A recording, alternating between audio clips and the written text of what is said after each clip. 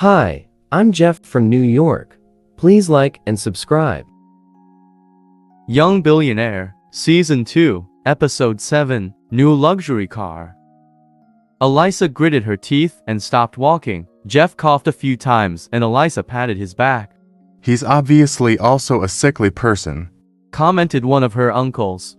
I really can't figure it out. Just what is she seeing him? Asked his wife. Her husband agreed.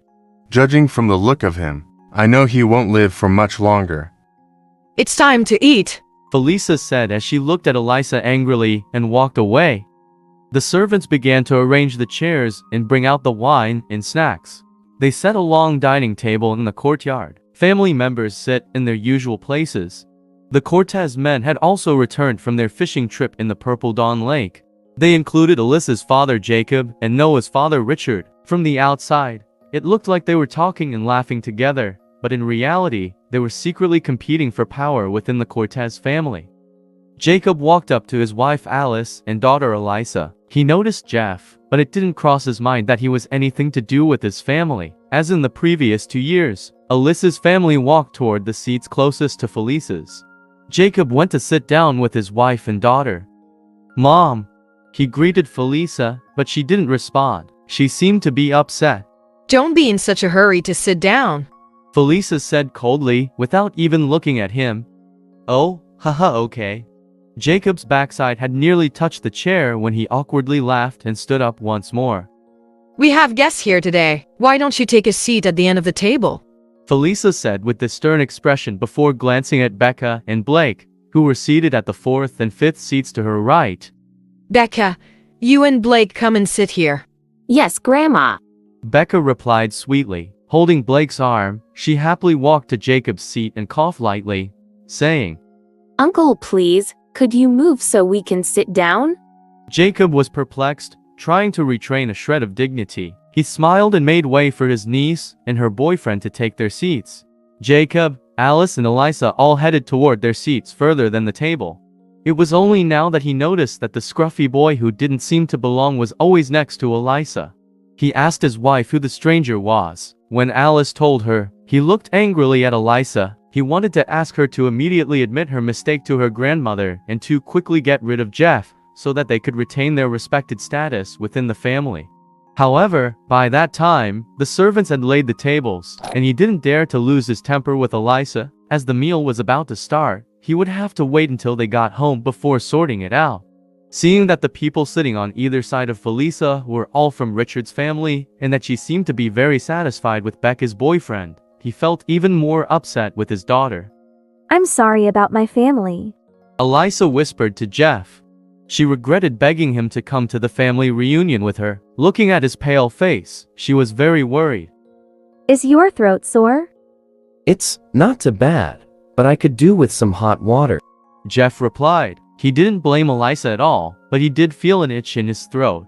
Elisa immediately waved toward a servant and asked her. Please pour me a cup of hot water. The servant agreed and was about to go get Elisa some water when Felisa stopped her. You can do it yourself, she said coldly to Elisa. Then she turned away and continued chatting with Richard and his family. Elisa looked at her grandmother with resentment. Then she was pained when she remembered how her grandmother had helped her before. She said to Jeff, Come on, we'll go to the house to get you a drink. Grandma also has tea leaves, so I'll make you some tea. That'll help you feel better. As she spoke, she helped Jeff up, and they were about to head to the house for a drink. They were stopped by Jacob, who said in a solemn voice, Elisa, sit down. The anger in his voice made Jeff's heart tremble. He didn't want Elisa to be in trouble with her family, so he said softly, I'll go by myself. It's okay. You don't know where everything is. I'll go with you. Elisa replied, acting as if she had not heard her father's words. She had decided that she no longer cared if her entire family turned against her. In fact, she wanted them to see that she wasn't afraid to stand up to them with everyone watching. Elisa supported Jeff as they slowly walked into the house. Felisa didn't appear to care that they were defying the family, but as Elisa walked past her, she shook her head and sighed softly. Damn! Felisa said to herself, trying to get a better understanding of her family's situation. Richard and his wife Stella were quietly listening. Only Becca seemed unaffected as she continued playing with her cell phone. Suddenly, she opened her eyes wide and shouted excitedly. Oh, wow. This girl. Felisa said with a smile. She was very impressed with Blake, and she was also very fond of Becca. She patted the back of Blake's hand gently and said, Don't mind me, Blake.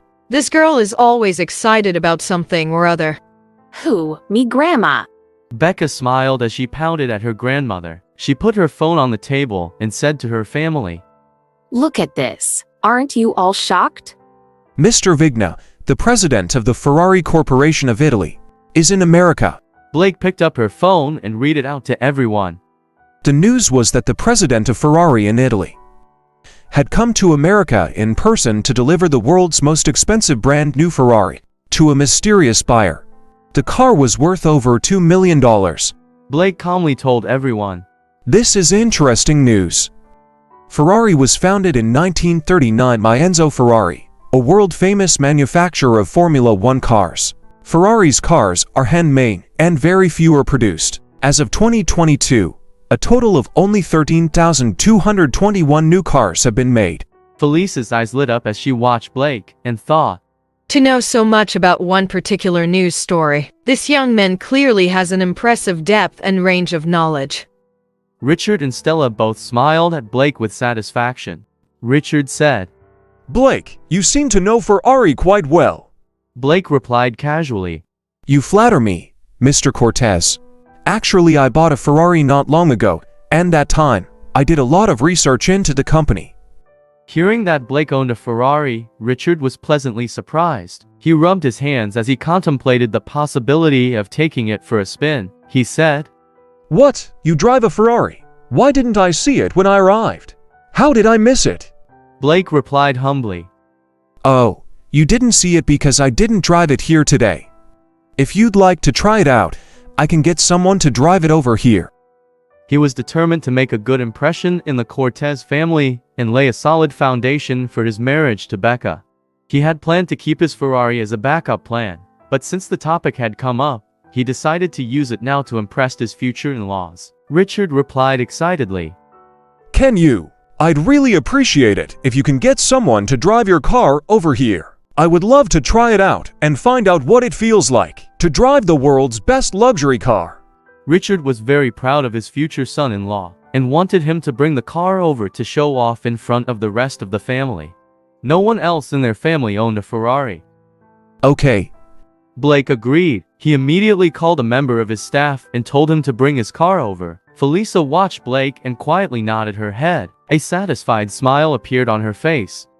A few minutes later, the servant started to bring out the plates of food and place them in the middle of the long table for everyone to help themselves. Elisa accompanied Jeff back to the table, carrying a cup of tea for him.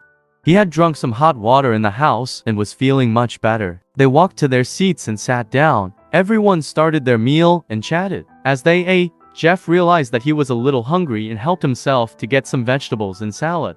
But just as he was putting salad onto his plate, he noticed that the man sitting opposite him was staring at him in disgust and muttering obscenities to himself. The man said to him, Aren't you afraid about infecting the rest of us if you're sick? You're so thoughtless. His wife agreed. I certainly won't be eating from any of the dishes that this sickly boy touched. I don't want to catch anything. Elisa was annoyed when she heard them discussing Jeff in such a derogatory manner. However, she already knew that none of her family liked him, so it didn't seem worth getting angry with these two in particular. Don't worry about them. She said to Jeff. Tell me what you want to eat and I'll serve you. She continued in a whisper. She spooned some stew onto his plate. The meal went on without incident, and the family members continued to chat happily amongst themselves. Halfway through the meal, Jeff's phone rang. Everyone watched him with contempt as he pulled out his cell phone. It was such a cheap brand that they all concluded that he must be a complete loser, and their opinions of him sank even lower. Of course, they all had the latest expensive models. Jeff looked at the number on his phone. It was the manager of the New York Auto Exhibition Center. It must be news about my new Ferrari. He thought as he answered the phone. Hello, Mr. Florento. The caller said excitedly. I've kept you waiting for a long time. But I'm pleased to say that the super luxurious Ferrari that you ordered has now been delivered to New York. Where are you now? I'll bring it to you. Jeff was surprised. He answered, The car is here in New York, but I still have half the money to pay, don't I? Wait a moment. I'll call the manager at the Metro Bank and get him to transfer the rest of the $2 million to you. The manager replied. Oh, didn't you know? The payment has already been taken care of. It turned out that while Jeff had been recuperating at the Secret Garden guest house and had been completely focused on Elaine's disappearance, Kenneth Stokes had taken a call from the Ferrari company asking for the rest of the money and had settled it for him. Oh, that's brilliant. Jeff replied happily. Right now, I am at the Western Villa in the southwest corner of Purple Dawn Lake. It's easy to find. Please get it sent here. Yes, Mr. Florento. It'll be there shortly. We'll deliver it to you right now. The manager agreed respectfully and ended the call. Jeff put his phone away and realized that everyone was looking at him curiously. Noah rubbed his chin and asked him with a smile. Jeff, what are you just talking about that was worth $2 million? What's going on? Tell us about it. It's nothing, really. I just bought a car. Jeff replied and started eating a salad. There was a moment of silence at the table before everyone in the family burst into laughter.